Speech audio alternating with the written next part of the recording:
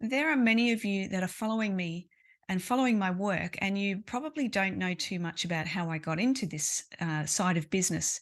So I thought I'd share with you today how it all started and how I ended up doing this work of interspecies communication, or animal communication as it is also referred to. If I go back to the beginning, I was born in a country town called Wongan Hills, and we lived about 17 miles out of that town in this tiny little siding called Condit. We were about 2 hours northeast of Perth in Western Australia, and my parents had a wheat and sheep property. And it was the absolute ideal lifestyle for a kid. I couldn't have asked for a better way to be brought up. And if you're into that concept of choosing your parents and choosing your location, I chose really well.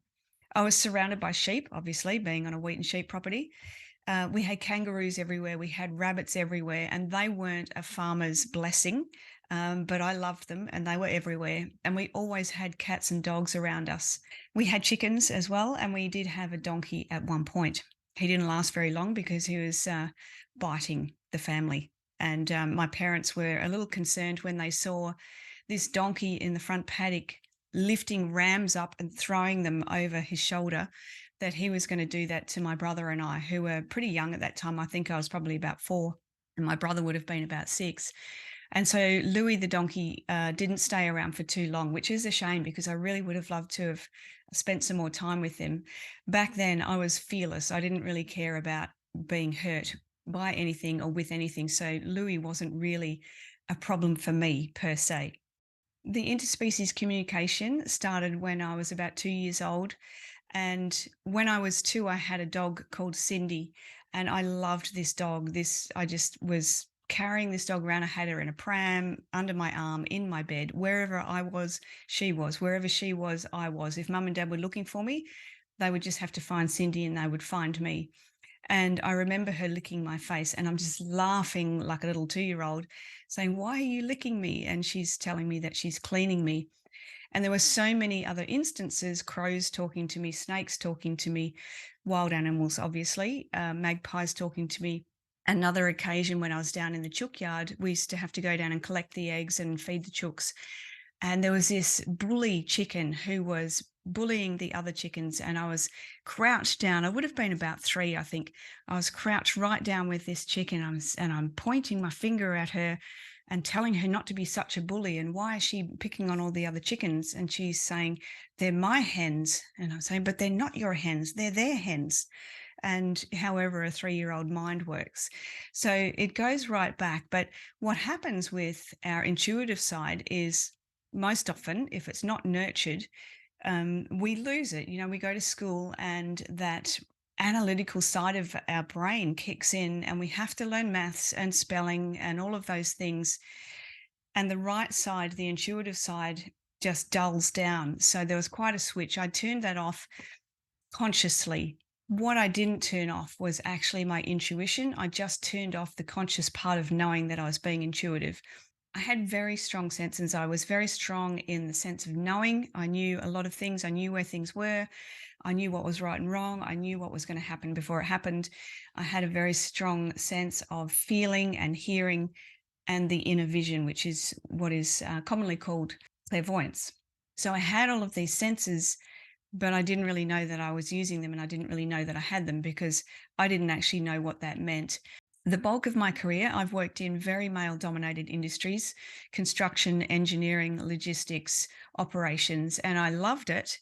Not necessarily the work, but I loved the environment, and I loved the fact that I was pretty much only working with men. And what I found was that I had this revolving door. It was never about the job that I had, but it was about how I could help them, how I could listen to them, how I could guide them. And I thought that this would be the path that I took, that I would be working with men in some capacity, to the point where I set up a men's health academy. Now, I never really did anything much with that because at that point, my mum and my husband got sick with cancer. And so I've gone into business mode and fixing mode, as I tend to do, to try and help them through their health issues. And they both came out of it, which was really great. But as they came out of it, I just lost it. I ended up spiraling down into this very deep and dark place that I hope I never have to go back into. But I am so glad that I did end up there, because it taught me so much, and it sent me off on these other paths of spiritual healing, hypnotherapy, energy healing that really helped heal my emotional space. I didn't really have anything physically going on with me, but mentally and emotionally, I was a little bit of a loose cannon, let's just say.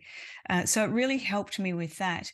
But what I found from that, particularly with the hypnotherapy, I did a lot of hypnotherapy, was it really opened up my intuitive senses, probably in a more conscious way, because as I mentioned before, I wasn't conscious of my intuitive senses. Now I started to become conscious of them. And it's like, oh, okay, let's do something with that. And it was actually before that, when my husband got a terminal cancer diagnosis, that I suggested he follow up with this animal communication that I'd recently heard of, because we had a dog who was quite anxious. And I thought if he could figure out what was going on with him, that would be a great thing. The dog would be happy and we would be happy, because it's really difficult, as you know, as a caretaker of animals, when there's something wrong with them and you can't figure out what that is because you can't ask them and they can't answer you and the vet has no idea. That's really difficult. It's really difficult. And I have messed up with my animals so many times over the years, I've lost count. He was not really following that path. He thought it was a great idea. He thought that I could go and figure it all out and just let him know how to do it. I didn't realize at that time that this was really for me, not him. And so I did. I started to investigate a little bit more, or a lot more actually, because when I dive into something, I'm all in 150%. So I was investigating frantically. And there was one point I was coming home from work and I hear this voice. I'm sitting in my car. It was about a 25-minute drive home to my house. And I'm sitting in my car and there was an invisible passenger in my passenger seat. And I hear this voice say to me, "Mama, when are you coming home? I'm hungry." And I've replied like it's completely normal, not out loud, just in my mind. "I know, you're always hungry. I'll be home in 20, 25 minutes." "I know, but I'm hungry. When are you coming home?" "Well, I've just left work. I'll be home in 20, 25 minutes." "Yes, but I'm hungry." And so this kind of went back and forth, a completely inane conversation. But I sort of hung up my etheric telephone. This was my cat, and realized that I had been talking to my cat, and it was crystal clear. It was like someone sitting next to me and talking in my ear. I could hear them. I didn't have to try and figure out what they were saying. It was just words, and it was a conversation. And I'm driving home for the rest of that 15 minutes that I had left in wonder, and it just blew me away. And so then I was on a mission. So I found myself a mentor. I was now like a rabid dog. I needed to do this work. I needed to help the animals because I felt so passionately about them already, having grown up with them and just loving them to death, that I could actually do something with them. I didn't really know what, but imagine if you can talk to an animal. Imagine that. This is what I'm thinking. Imagine I've just spoken to my cat. My cat's told me she's hungry. Imagine what else you could find out from them. Imagine how you could help them based on what they want, not what we're guessing. She said to me at the time, "You are very advanced. I've only seen 3 people like you before that are at the same level as me. Get yourself a business name, start your business, off you go." And I did. That's exactly what I did. I hung up from her and I started my business. And I haven't really looked back. Of course, it's not easy when you start. There's so much to learn and so many things around this intuitive space that can be quite cryptic and difficult to understand.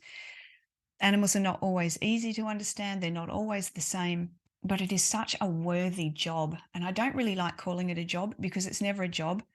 I love waking up knowing that I'm going to help an animal, because my passion at the end of the day is to help animals lead a better life, to lead the life that they want to lead. We've domesticated our animals and we need to work with that. And there are so many things that we should be doing that we're not doing, that we don't know that we don't know that what we're not doing. And I'm here to inspire people to want to know more, to want to do more, to motivate people to actually step forward and do the thing that needs to be done. And predominantly, I'm here to educate people because education will help you understand your animal at their corest of core levels. And when you understand your animal, you will bond with them, you will connect with them like nothing else. And that is so important for us. And if you're working with horses, you need them to trust you. You need them to respect you, and vice versa. You need to trust and respect them. You need to understand them. And that's what I'm here for. You're cats and dogs. Cats are not dogs. I've said it 1,000 times before. We need to understand our cats. Why do they do the things they do? They're quirky little unique things. And dogs, why are they behaving in that odd, obscure way that they've never behaved before? It is my mission to help animals live a better life. And to do that, I need to help the people understand their animals. So I want to educate the people to understand the animals. I want to educate the people to know some of the things that are really simple that are out there that you can do yourself to help your animals. I guess in all of that, that is also my why. That's how I got here, and that's why I'm doing what I'm doing. You haven't seen the last of me yet.